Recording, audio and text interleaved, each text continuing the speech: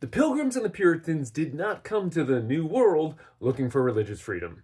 What's up, folks? I'm Andrew Seidel, constitutional attorney, scholar. I've written a couple books about religion and the law and Christian nationalism. And no, the Puritans and Pilgrims did not come here looking for religious freedom.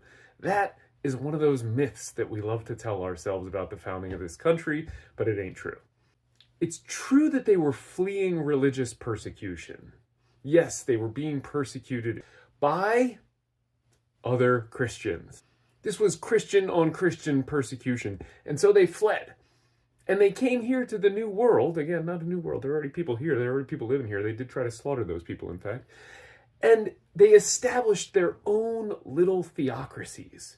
They didn't want religious freedom. They wanted a government that would push their God, their religion, on everybody else in the way that they thought was best. And that's what they set up.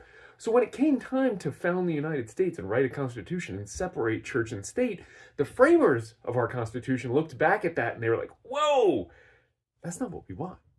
We're not doing that. That's a bad way to run a country. And they used it as an example of what not to do. And instead chose to separate church and state to give us real religious freedom. So if you're going to talk about it this Thanksgiving with your family, especially your conservative family, get it right. They were fleeing religious persecution, and they were being persecuted by other Christians. They didn't want religious freedom. They didn't separate church and state, so they didn't get religious freedom.